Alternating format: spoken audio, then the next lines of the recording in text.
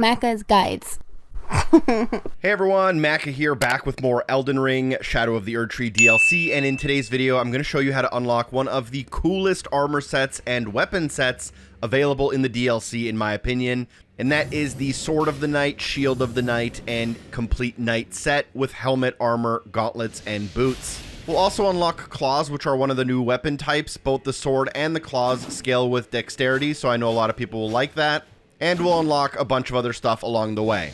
So let's go ahead and get started. You'll be able to do this in an hour if you're in the end game, but it'll take a little longer, especially if you're under leveled. Let's start at the Morth Ruins, and we're going to go ahead and take the Morth Ruins towards Bonny Village. To do that, from the Morth Ruins site of Grace, you're going to basically head south-southeast, and here you'll find a tower. You'll be able to find a hole in the ground next to the tower. If you go down this hole, follow the cave to the end, you'll find a ladder, and then if you climb that ladder out of the well, you will end up in Bonny Village, and there should be a site of Grace directly in front of you. This is a pretty important location for what we're doing. Now, there are two things to do in Bonny Village while you're here. From the site of Grace, let's go ahead and head directly north, keeping the cliffside on our left. Watching out for the gap in between the rocks. You can use your steed here to double jump over the gap, or feel free to use the bridge in town. But as you approach the north, you should find a tree not far from the cliff's edge. At the foot of this tree, you should find an item that you can loot. This will be a new emote, which you might think is completely useless, but it's not. It's called Oh Mother, and you can equip it for now, but you'll need it later on in this quest line.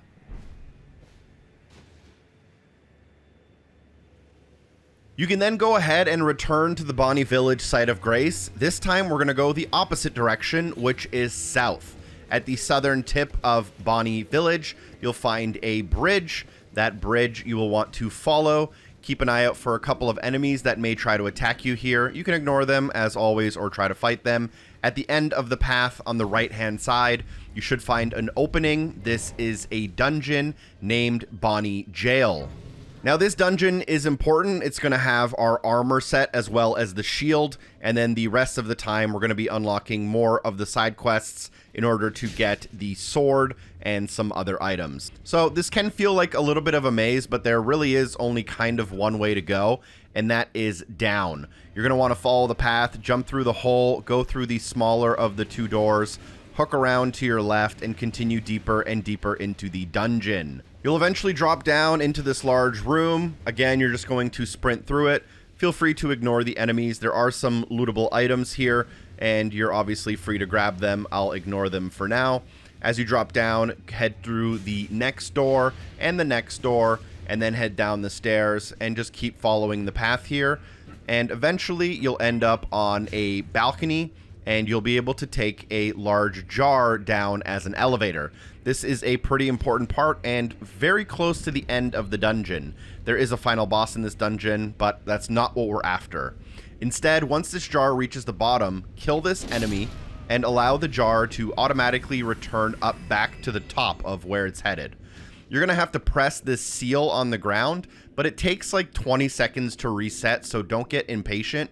You have to wait for the jar to be in its resting position, and then you can jump on the seal and it should lower the jar back down to you. Just keep patient and jump on the jar when it reaches the bottom. Now it's going to be able to take you all the way up to the top, even to one floor higher than we were able to go before.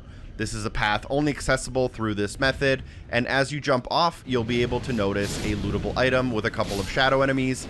This is the set of armor. You can pick it up and equip it now or later whenever you want, but there's also a shield to get, so let's go ahead and get those. Just head up the stairs from the armor pickup. Around the corner, there may be an enemy here you want to watch out for. They do get in the way, so you likely have to take them out, and around the corner, you can find the shield. At this point, you can try to return back to the entrance or complete the dungeon. The boss at the end of this dungeon is very easy and underwhelming.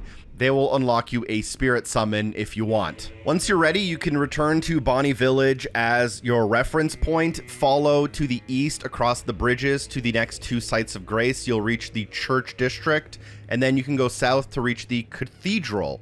And you'll want to rest at the site of grace here. This is an important place in this side mission, and you'll be visiting this place at least 3 or 4 times. Once you enter, go ahead and open the door and sprint forward to talk to the person in the throne. I believe their name is pronounced Ymir, but feel free to correct me in the YouTube comments if I'm wrong. Talk to them, and this conversation should conclude in you getting 2 items. One is the Hole-Laden Necklace, and the other is the Ruins Map, the first of 3 you'll get. With these 2 items, you now want to head over to the Cerulean Coast. If you don't know how to get here, I have a map fragments guide that will show you. I'm going to skip those details, and you'll go to the Cerulean Coast Cross Site of Grace. This will be the easiest waypoint for you to follow. From here, what you want to do is basically start heading east, and your goal is to get down to the bottom level onto the beach. And once at the beach, just follow it towards the north. At the end of the beach, you actually want to head to the east. You'll kind of go across the water a little bit, but there is a path that is shallow enough for you to cross here. At the end of this path, you can then turn left and go up the hill. Near the top of the hill, you can loot an item, which is a level 9 Ghost Glovewort. So you can upgrade a summon if you so desire. Although if you're using summons, why use anything else other than the Mimic tier?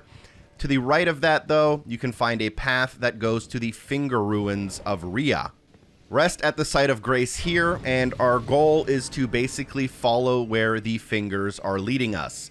They're all pointing to the center of the area here, and we'll just follow on horseback to get there as quickly as possible. There will be some enemies along the way. The fingers shouldn't give you much problems, like the little crawling hands. They're the bigger versions of those that do use magic, but a well-timed dodge is pretty simple. The other goal here, though, is to basically get to the center. There are these kind of like worm-type enemies, and they can be really annoying. There are the darker and the lighter worms. I think the dark worms try to stun lock you with a magic spell, and then the light worms come and they kind of fight you. So you can try to dodge them, or you can just get by them. Your goal is to get to the center, and at the center you can find the horn, and you want to interact with it in order to complete the first section of this side quest. I don't believe you can interact with this item if you don't have the necklace from the Cathedral. And doing this will also unlock the Crimson Seed Talisman +1, which will restore the amount of HP you get from your Crimson Flask. At this point, you're ready to fast travel back to the Cathedral and again talk with Ymir. This will begin the second part of the quest, and you will again receive 2 items. This time you will receive the Ruins Map, the second one, as well as Beloved Stardust. Beloved Stardust is a talisman that shortens the casting speed for all sorcery and incantations, but does make you take more damage. From the Cathedral, you can now head northward. You'll end up at the Church District High Road. From there, you want to head westward. You'll end up at the Church District entrance. This is the back gate to Shadowkeep. It lets you access a couple of secret areas. Let me take you through how you want to navigate this area. But go forward, and you'll be jumping across these rooftops, watching out for enemies if possible. These enemies in the red cloaks can hit pretty hard if you're underleveled. You'll have to jump from rooftop to beam, and then you can drop into the roof and continue a little bit deeper. Here you'll come into the area, and there will be a kind of semicircle hallway that leads through. Halfway through the semicircle, go to the left. You'll find a path. At the end of this path is a lift. Take that lift up, and you will be in the back section of the storehouse. And this will also allow you to have a new Site of Grace that you can't access otherwise. Now, I'll actually guide you through where we're going at 2 times speed here. From the Site of Grace, find the very large ladder, climb that ladder all the way to the top, and then head up the only staircase at the top of that ladder. Go past the bookshelves on your right, hugging the wall, to find a gap in the wall that leads to the exterior of the Shadowkeep. Here you can climb up a staircase to find your next Site of Grace. From that Site of Grace, let's go ahead and take a lift up to the next floor. Once you're up here, you're looking for a ladder that you can climb up to the very, very top. And then what you're actually looking for is a ladder that you can climb back down. There are some kind of fake outs here. There is an elevator as well as some enemies. We don't actually care about those. You actually want to take these 2 sets of ladders down, and then this will allow you to get back down to the bottom of the Shadowkeep, but we're going to an area that we weren't able to get to unless we start at the very top. You'll take another lift down. There will be a staircase here. There will be a third lift down. And now you will reach a new site of grace. This one is the back gate of Shadowkeep. There's a lot of interesting things here. Now, directly in front of you, there will be a door. That door leads to a boss battle. That boss battle is against Commander Gaius. If you beat him, you can go up the hill to get 5 Shadow Tree fragments, is how they're actually pronounced. But instead, what we're going to do is take a turn to the right-hand side. Here, you'll be able to find a statue, and you want to perform the Oh Mother emote that we grabbed earlier in this video. Once you do the emote, the statue should move, and this will reveal a new secret area for you, and there will be a site of grace just down the stairs to your left. So you'll want to make sure you grab this, and this area is pretty straightforward. It's quite large, but there really isn't much going on. Now I'm going to fast forward the super simple stuff. That site of grace was called Hinterland. You can cross the bridge to get Hinterland Bridge, and then the next site of grace is the Fingerstone Hill. You can't miss these. These are super simple. There's just a straight path through them. There are a couple of tree sentinel enemies, which it's up to you. You can fight or ignore. But once you do reach this area, you're just going to want to start going downhill. Watch out for the finger enemies, but go to the direction that the fingers are generally pointing. There will be another bell here that we are going to blow into to complete this next section. You will stumble across those kind of annoying worm-like enemies again. They will stunlock you occasionally, but I'll let you deal with them in whatever way you decide. The important thing is that once you do reach the center, use the interaction, and this should do the next step. Sounding this hanging bell will also unlock our next talisman, the Cerulean Seed Talisman +1, which boosts the amount of restoration you get from using your Cerulean Flask. You should already know the next step. Let's go ahead and fast travel back to the Cathedral, and here, yet again, we can talk to Ymir. There are some important things you'll want to note while you're here, though, so pay attention carefully.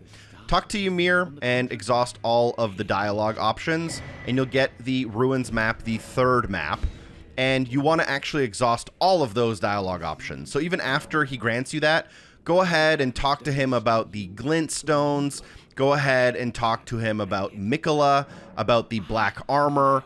Make sure you cannot talk with Ymir anymore about anything. And then once you do that, you actually have to do the same thing with the knight in the room. That's knight with an N and then knight with a K. And they are standing on this pillar right here. Talk to them. They'll have a couple of dialogue options as well. Make sure you talk to them until you can't say anything more. Only once all dialogue options are exhausted, go to the site of grace, rest, pass time, and choose until nightfall. If done correctly, it will now be nighttime. That was a clue given to you by Ymir. And once it's nighttime, you can go back into the cathedral, and he should not be on his throne any longer. However, if you go up to the throne, you can examine it to reveal a hidden hole underneath the throne. And in this hole, you'll find a ladder. You can climb down that ladder to begin the next part of this side quest. We're getting closer and closer to the end now. At the bottom of the ladder, begin running up the finger runes of Ymir, and here you'll get invaded by an enemy wearing the Beast Claws of Night. So it's going to match our armor set. If you like the Beast Claws build, this will go pretty hard. It's obviously a high dex weapon, and I haven't experimented with them much because I'm running out of smithing stones. But take out this enemy and you should get those Beast Claws, and then you can begin running up the hill to the top, and here you will find another sounding bell which you will blow into, interact with, but this one does something a little different.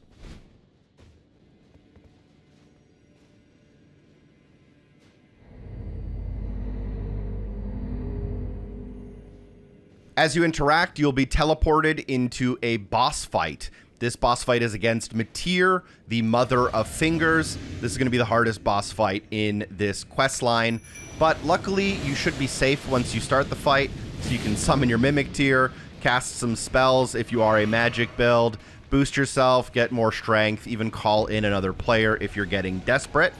But this boss fight can be pretty difficult, but luckily the Mimic tier just does absolute work on it. I know some people obviously don't like playing like that, and that's completely fine. I was just trying to get this done as quickly as possible so I could bring you guys this video.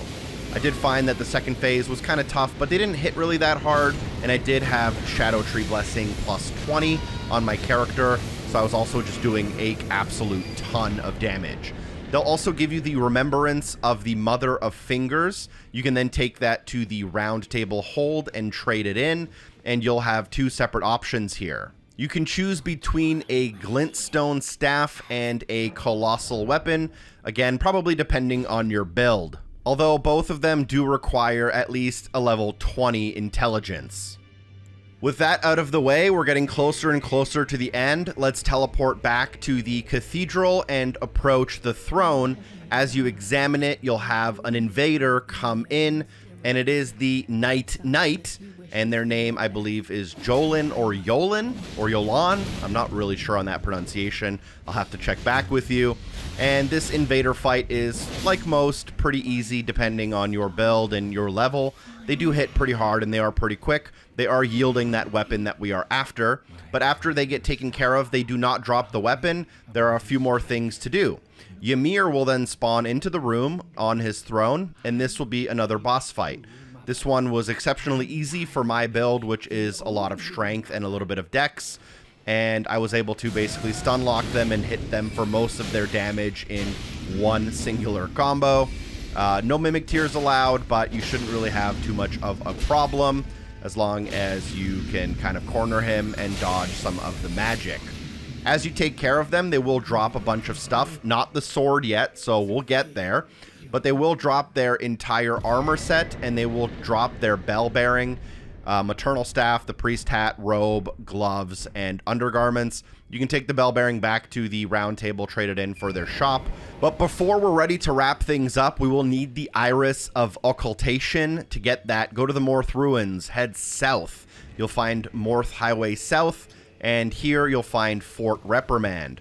Let's go ahead and get inside of this fort. Keep to the left. Again, you can fight all the enemies in here, which I did on my first time through.